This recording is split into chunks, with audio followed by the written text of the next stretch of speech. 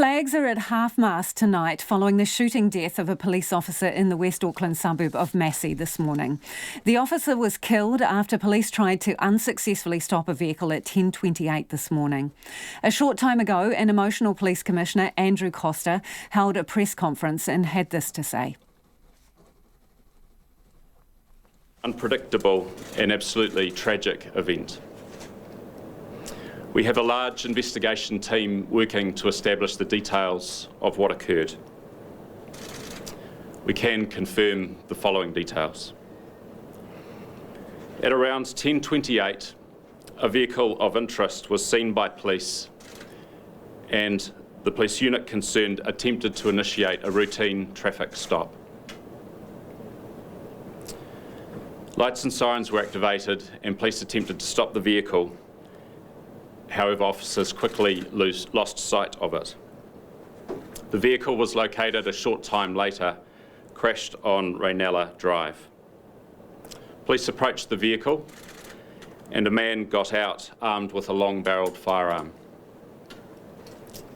The offender fired multiple shots at the two officers. Both officers were struck, one was killed and the other seriously injured.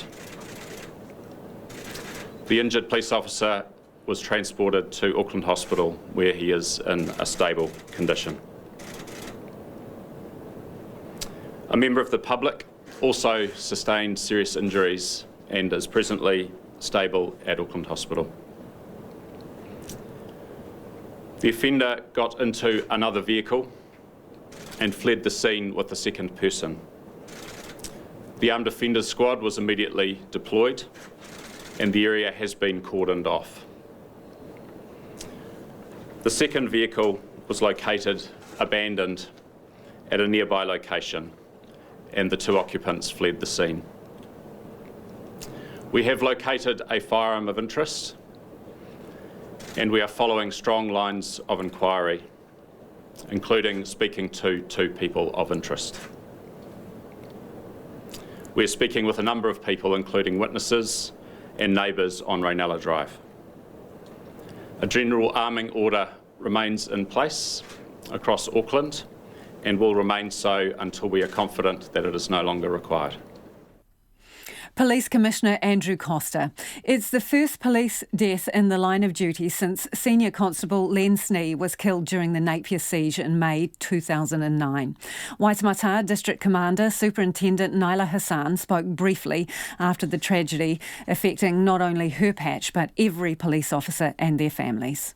Obviously everyone's absolutely devastated in Waitemata District, but it doesn't just affect the district, it affects the whole of New Zealand Police. It's felt by every police officer and it's certainly felt by every police officer's family right now. Our reporter Nita Blake-Persen and cameraman Nick Monro are outside the Henderson police station. Nita, what do we know about the alleged offenders?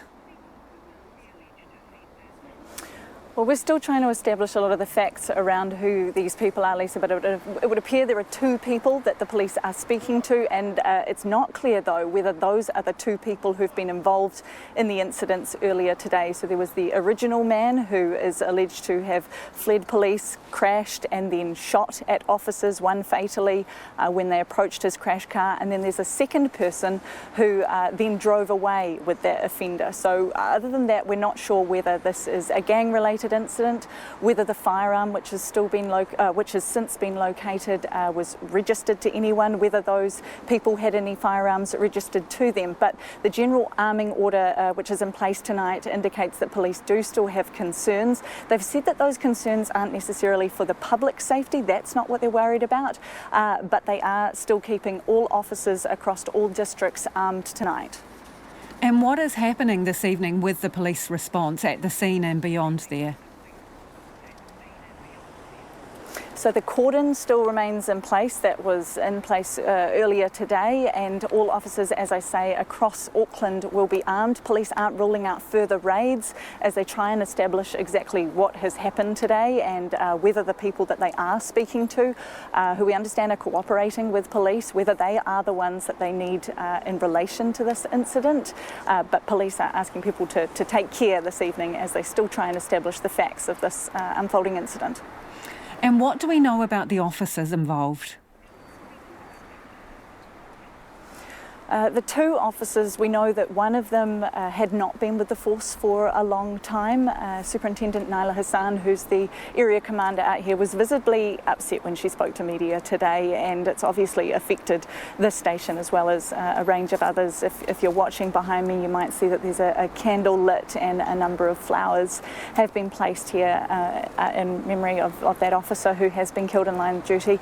The other officer, who is in a stable condition, was injured during that shooting, and we also know that a member of the public is now in a stable condition after they too were injured by that fleeing driver earlier today.